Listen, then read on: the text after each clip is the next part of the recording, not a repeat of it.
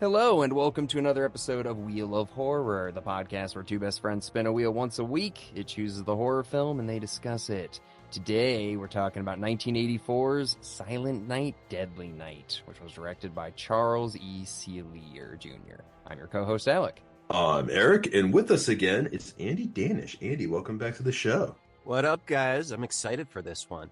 Hell yeah. Andy, this has got to be like getting up there, man. Like this is like 10 times you've been on, probably? Yeah, I mean, dude, you guys talk about really good movies. It's like, whoa, they're talking about this movie. Whoa, they're talking about like Halloween, Curse of Michael Myers. You're just like talking to movies that just like speak to me a little bit. So I'm like, I don't want to be missing out on these opportunities here. Yeah, you were on quite a few for the October wheel, so happy to have you back. And now it's Christmas time. So we're talking our first Christmas horror film of the season. We're going to be doing a few of them over the next couple weeks. But this one is an 80s slasher classic. And before we really get into it, I want to know, what is everybody's history with this? First time? Huge fan? What's going on? First time, big time. Never really knew about this movie in general. Wow.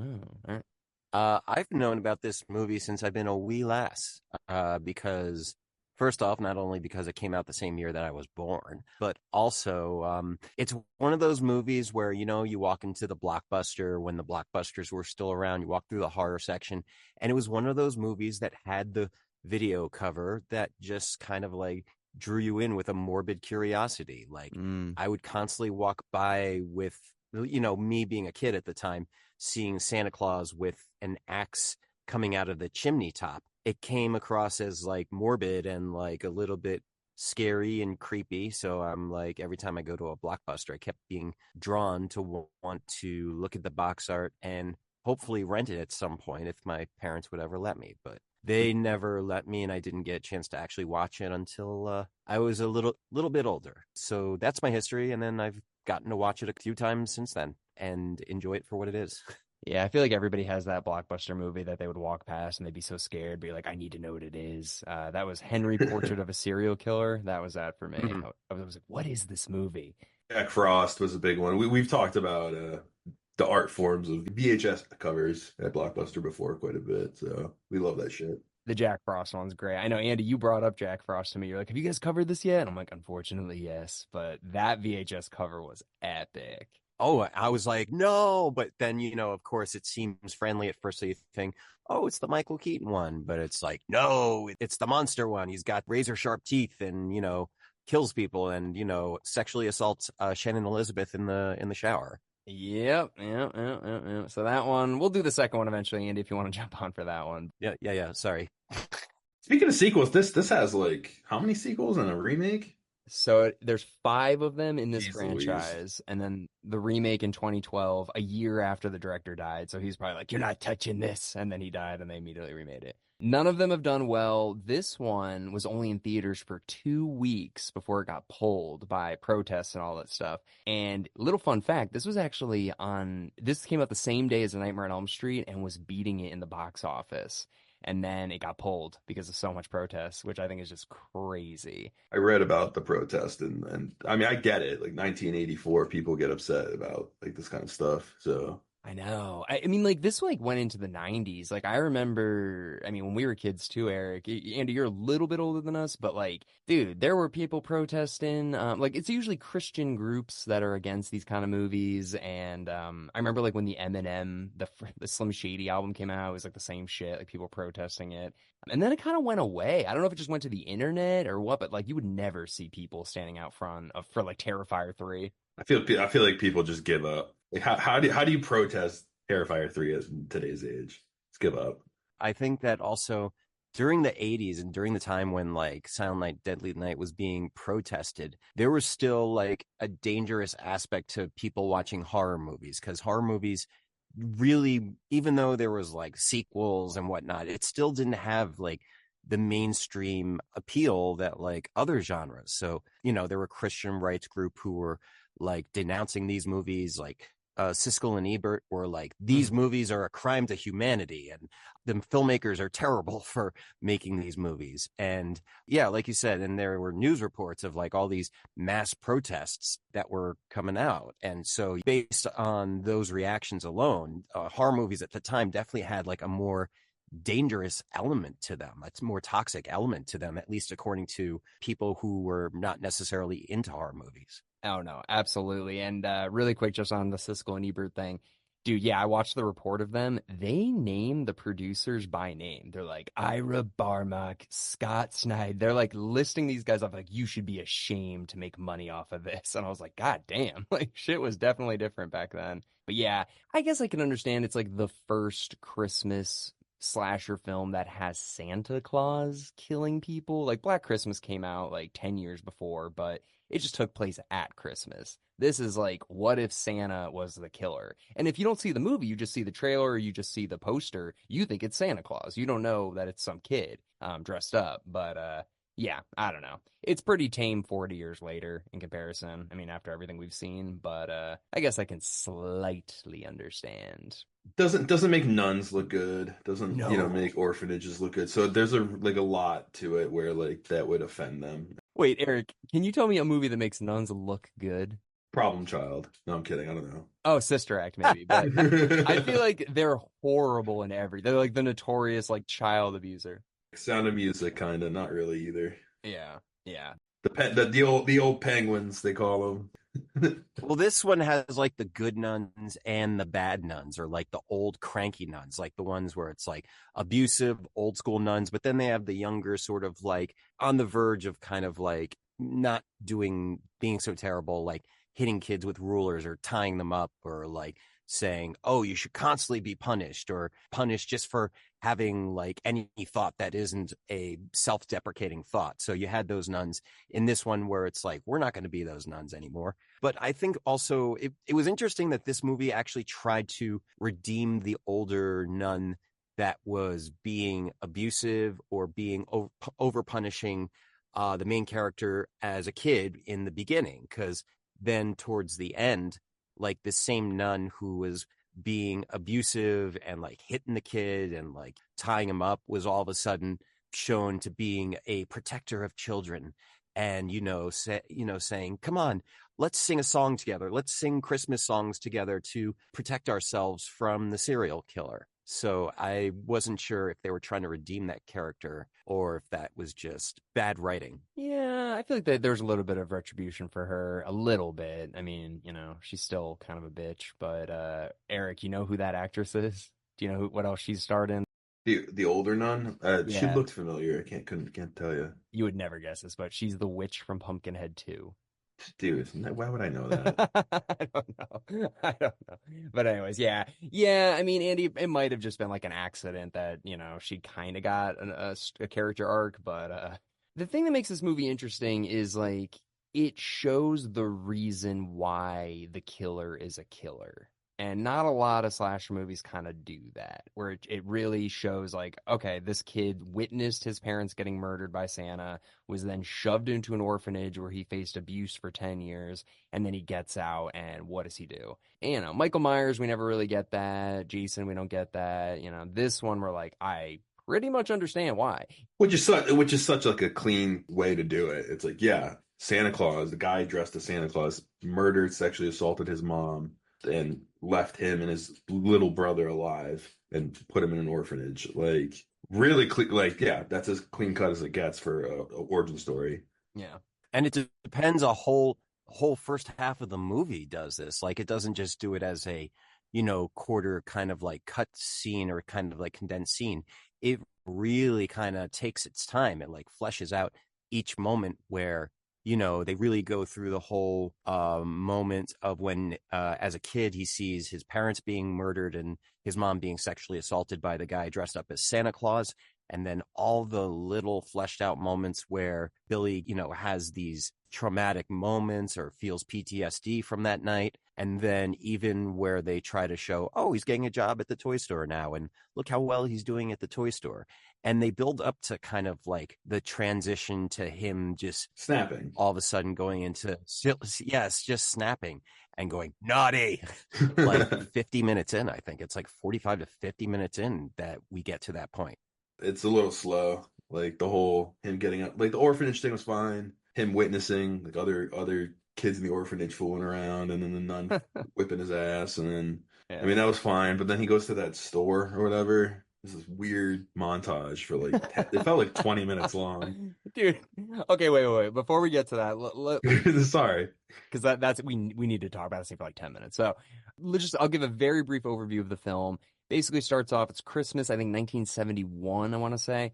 And this family's driving. It's, they're singing Christmas songs, and then it flashes to a robbery happening with a guy dressed as Santa. He murders the store owner, steals $33, and kills a guy over it. Then he gets in his car, waves down the family, acting like he's a nice Santa Claus. The kid. Oh wait, before that though. The family goes to visit the grandpa. Okay, so that's why they're driving. They're going to visit the grandpa who's in a catatonic state, and they leave the kid Billy alone with the grandpa who's not responding to anything, and the family walks away. The grandpa just snaps out of his catatonic state, and he's like, "This is the scariest night of the year. If you're naughty for 1 second." oh yeah, what the hell? I forgot about that whole thing. Dude, that scene actually kind of scared me a little bit. That guy's acting was really like unsettling. Where did they find that guy? Like I loved him. But that's like such a messed up scene. Like, why didn't the kid go like, he just talked to me? Like, I swear, like That actor is actually, I looked him up. He's been in a bunch of Westerns. Like he did Gunsmoke, and he's been like B-rolls in like different Western movies. He's been in like Clint Eastwood movies. But yeah, so that's kind of like been his history leading up to Silent Night, Deadly Night. And yeah, like you said, he's pretty great in that moment. Yeah. And he kind of just has like, that look, but it's just sort of like, was he waiting for the right person to communicate the warning about Santa Claus? Was it supposed to be Billy just because nobody else would pay attention to him? What decided to make him all of a sudden warn Billy at that moment to watch out for Santa Claus? I think he just waits to get along with one single kid and does that every time. And just scares the shit out of the kid, and just like that's his thing. He just loves it. That's what he lives for. I think that there's actually a possession taking place. I think that this transfers from person to person to person. So like whoever this murderer was, he was possessed by the guy dressed up as Santa. Then he passed it on to Billy. Then at the end, Billy passed it on to his brother. I feel like this is a curse, and it wasn't his grandfather. That's a great theory. I think his grandfather was possessed by like the Christmas spirit or whatever, and it wasn't actually his grandpa. I think his grandpa actually is catatonic. It's a guess though. I'm totally filling that in. That is not, they don't say that at all. I mean, that, and maybe the grandpa was the killer Santa Claus that was passing along the curse, like you were saying. So the grandpa was going around saying, naughty. Yeah. Yeah. So then we get to the part where the family, after they leave the grandpa, they're driving. The kid's scared out of his goddamn mind. And it's him and his little brother. They're in the car, and the Santa flags him down, shoots the dad, rips the mom's top off, and slices her throat. And the kid is in the car watching, or is in the side of the road watching it all. And then we jump to 3 years later. Really quick, also got to say, this takes place in Utah.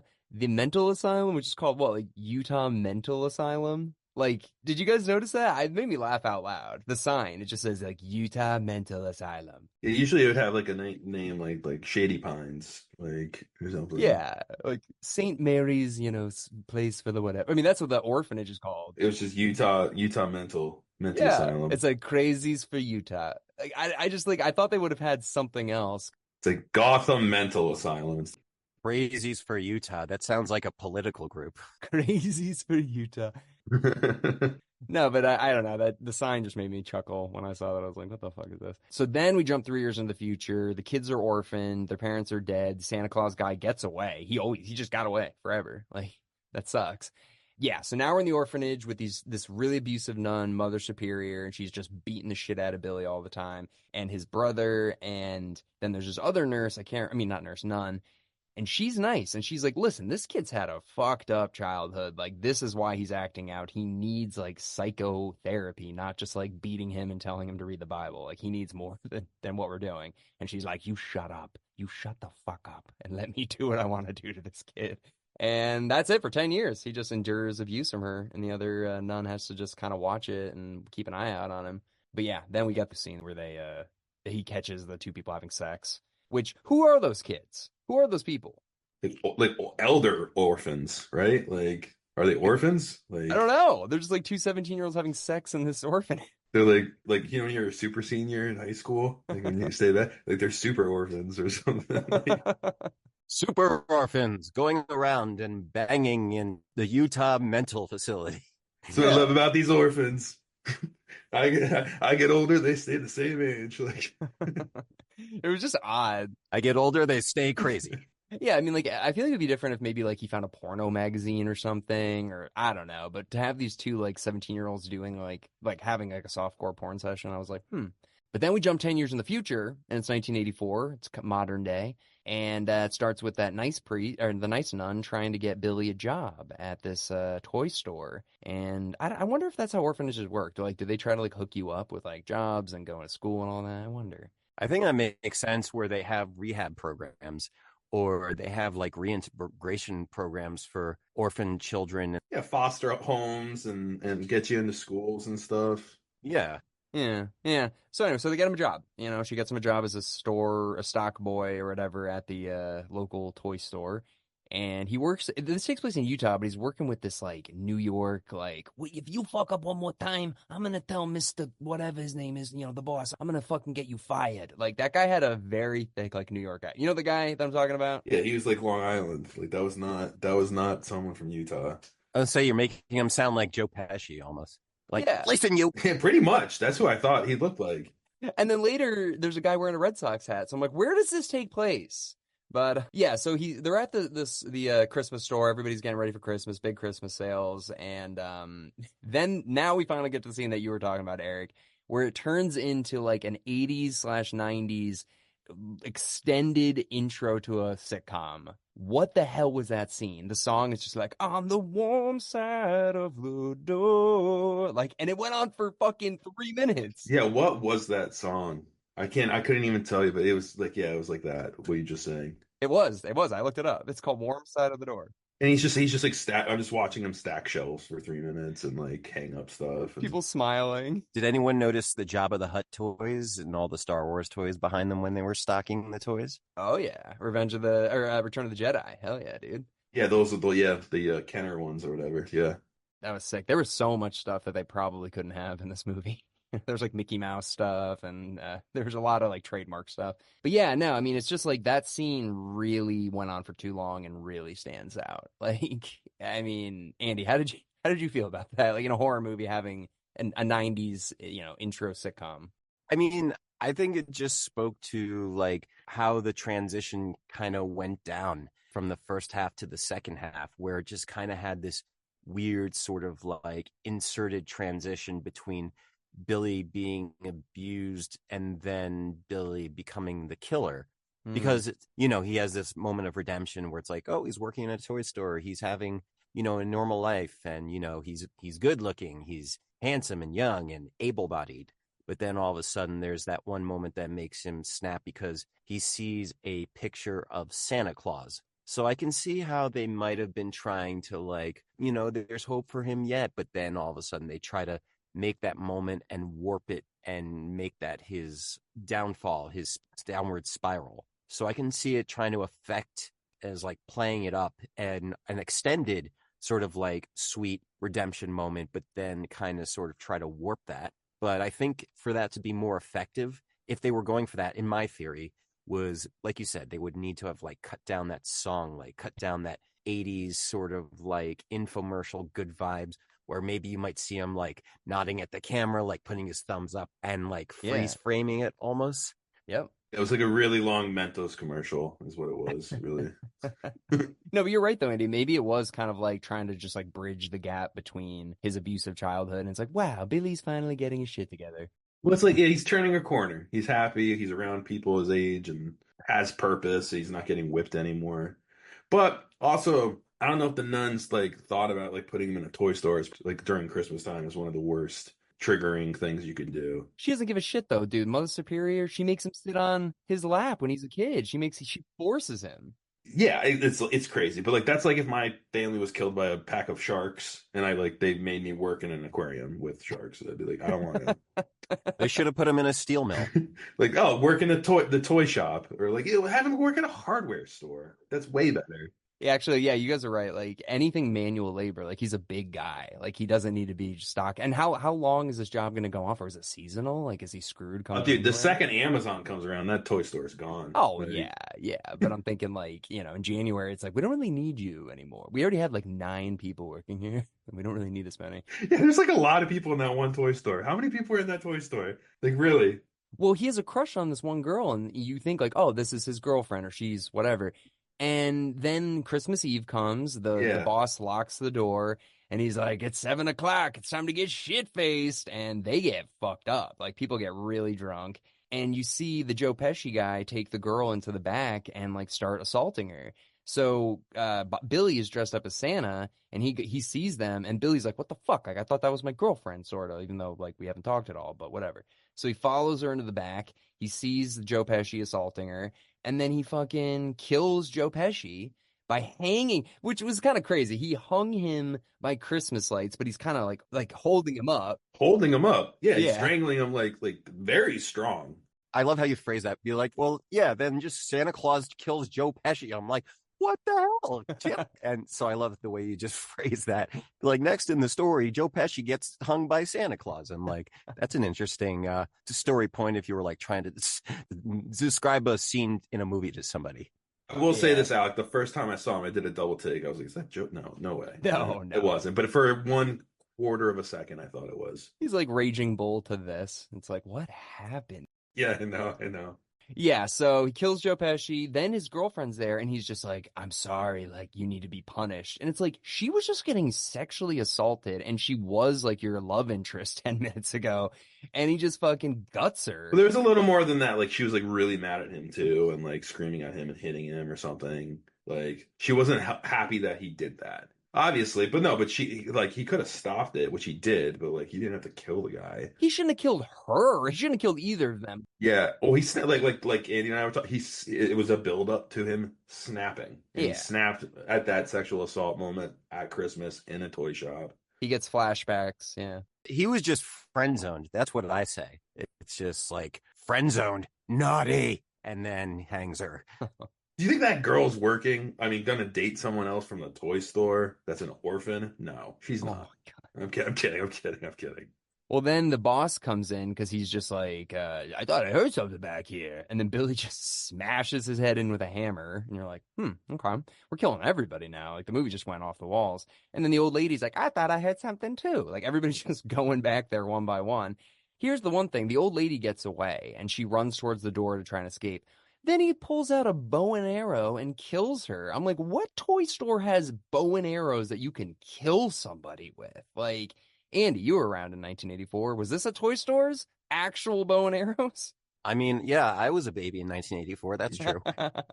I think during the 80s, I can definitely say in the early 90s that there were definitely toys that were not safe for children Not safe. that were in toy stores.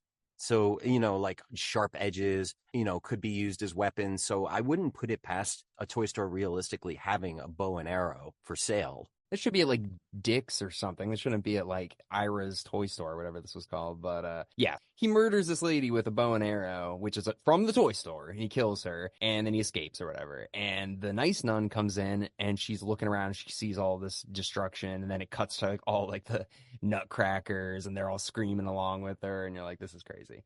Then the movie kind of goes like really crazy for the last like 20 to 25 minutes. It's just Billy going to a random house and then to the woods and just killing people. He's literally going house to house like Santa Claus. He went to he went to one house. Yeah, but he like went to the next house, like pretty much. Actually, I want to jump in real quick and just mention also how crazy it was for Billy to keep the Santa Claus suit on after he was finished doing the job that the manager at the toy store asked him to do. Because the reason he puts on the Santa Claus suit at the store to begin with was that, they're doing a special sale and promotion of toys. And, they usually have the guy dressed as Santa Claus have kids come in, sit on his lap. They tell him what they want for Christmas. And so this year they're like, oh, our Santa Claus isn't around this year. Billy, what's put you in a suit and make you Santa Claus? Yeah. And so, like, clearly he's uncomfortable and triggered. And, he's just got like this look of death in his face. And, the whole time when he's sitting on there, that's when he's sort of like, people who've been naughty, I kill them. Santa Claus doesn't like children who they've been naughty. And so after he's doing all that, after he's feeling triggered and uncomfortable, he keeps the Santa Claus suit on. Like, they close down the store and start celebrating. Like, there's no more customers in the store, but he's still walking around in the suit. So at that point, I'm like, why is he still wearing the suit? Shouldn't he have like either taken it off at that point if he felt that uncomfortable in it? Or wouldn't have somebody said, oh, here, you can give it back to me and I'll put it in the back now? Why does he keep it on? The Christmas party is my guess. It's a Christmas party. It's my only guess. Like, keep the suit on, and then we never saw that. But like, I don't know. He is like terrified of Santa, so it's like he would probably take it off.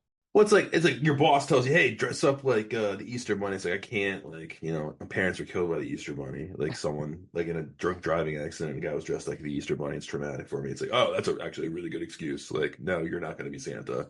You'd think. He never says that. He easily could just say that to be like, hey, this actually triggers me. But he also doesn't have any coping skills from, lack of parents and being raised. But let's move on to the murders, though, in the end of the movie. So he breaks into a house and he kills these two people having sex. It's Leanna Quigley, who's also in Return of the Living Dead, Eric. She's the one that is naked on the car. So he kills her and by stabbing her into a deer and the antlers. Yeah, that was the best. That was the best kill. Yeah, that was in the uncut version, I think, because there's the theatrical version and the uncut version, and the uncut version is like you see all this extra gore, and so that one is in the uncut version, I think. Has that ever been done before with antlers? Because that's like really creative if that hasn't been done before. That and also reindeer Christmas, like that's kind of clever. I don't know. Yeah. This movie has a lot of creative shit in it for what it is. Yeah, it's 40 years old. I mean, it inspired a lot for sure. But he kills her, kills the boyfriend, and then the sister's there, and she's like, Santa's here. And he gives her a box cutter and then walks away. It was kind of weird. It's almost just like, just give her something nice. I don't know. Gives her a box cutter and leaves. That whole scene, it was good. Like, it was cool, but it was really random. Like, he just chose a house, went in, killed people, left. And it's fine, but I kind of wish it was somebody that he knew or somebody that pissed him off at the store or something. And then he goes from there, and this is even more random. He's just like, I'm going to go in the middle of the woods now. And he walks into the middle of the woods. Doesn't go door to door. He goes to one house and then goes right into the woods. And he finds these bullies that just steal these kids' sleds, and they go sledding, and he just goes naughty and slices their head off. And I was like, what is happening right now? This felt like such a reshoot that they're like, it's not long enough, so we just got to put a random scene in here. Like, what the fuck was that? Good filler. I mean, it's fun. It is, and I think they're trying to show he kills indiscriminately, perhaps. Like, maybe it's not just people who he knows. It's like he literally is just embodying Santa at this point. Like, he's not just like gonna go kill the nun, gonna go kill people at the toy store. There may be just showing like he's trying to actually legitimately be Santa Claus and go around and kill people who he thinks are naughty. That was my take on it. He's killing naughty people, and he didn't kill the kids before that were on the sleds because they were fine. They were just having fun. It's the bullies he killed. Yeah. All right, so he kills a bunch of people, and then he finally does the thing that I'm like, God damn it! If he doesn't do this, this movie is gonna really drop the ball. And then he's like, I'm gonna go kill Mother Superior. So he goes back to the orphanage, and the police are involved now. The nice nun and the police are going back to the orphanage also. And we see Santa Claus walking up to the kids, and the cop car pulls up, and they shoot Santa. And you're like, what? But it wasn't Santa, which is fucking crazy that this guy didn't check for 1 second, and he just shoots this guy. Oh, man. Oh. Yeah, so it's not Santa. It's one of the other priests who is also deaf, and so he kills a deaf Santa. That is on Good Morning America next day. Oh, my God, yeah. Police chief shoots a disabled, deaf priest dressed as Santa about to visit kids at an orphanage. Like, Yeah. god damn, what a headline. Yeah. So then the final scene of the movie, Billy does come to the actual thing, kills the sheriff, and then is going for Mother Superior, and then another cop comes in with the other nun and shoots Billy dead in front of his brother and in front of all the kids. And the brother then he looks at the guy that shot his brother and goes, naughty, naughty, and then it kind of ends. Which also goes to your curse thing. The curse went to Yep. the brother now. Yeah, good point, Alec. Yeah, and there's a sequel with the brother. There's 2 sequels with that little brother grown up, and it has that iconic line, Eric, the garbage day. That's from that one. That's what that's from. It's from the sequel to this. All right, well, yeah. I'm watching that tonight. Oh, well, here's the thing is that if you watch that tonight, you could actually skip through the first 45 minutes of Silent Night, Deadly Night 2, because Silent Night, Deadly Night 2 basically has 45 minutes of a recap of part 1, where it's just throwing in all the scenes, the key scenes from part 1 to kind of like be the flashbacks, but they're just literally Eric Freeman, Ricky, just being like, and then this happened. And then we see the scene in the orphanage. And then this happened. And then they're in the toy store. But yeah, that's kind of like saying you can kind of skip through the first half of Silent Night, Deadly Night Part 2 just to kind of get to the actual story part. We'll cover it. So in case anybody ever wants to watch Deadly Night Part 2, you can watch it without watching the first one and still know what the story is or know what the backstory is. Hell yeah. I mean, we'll definitely cover it at some point. I mean, this movie's pretty good, I think, for what it is. It's a decent Christmas slasher, nothing too insane, but pretty good for what it is. Yeah, and before I spin the wheel, can I do the stats real quick? Oh, yeah, do it up. Movie came out November 9th, 1984. It's an hour 22 minutes long, but there's an unrated that's an hour 25. The budget was $750,000 and made $2.5 million, which makes me think about that 3-week thing or 2-week thing, Alec. In 2 weeks, yeah. That's insane. That's a shame. I would have fought that really hard. Rotten Tomato critic is 50%. Rotten Tomato audience is 40%, which is it's okay. It's like. Sorry, do you want to hit those quick before we wrap up? Yeah. Well, yeah. Why don't we spin the old wheel then? Before we do that too, picture the people that go to see this in theaters more than 3 times. Close your eyes. Spinning.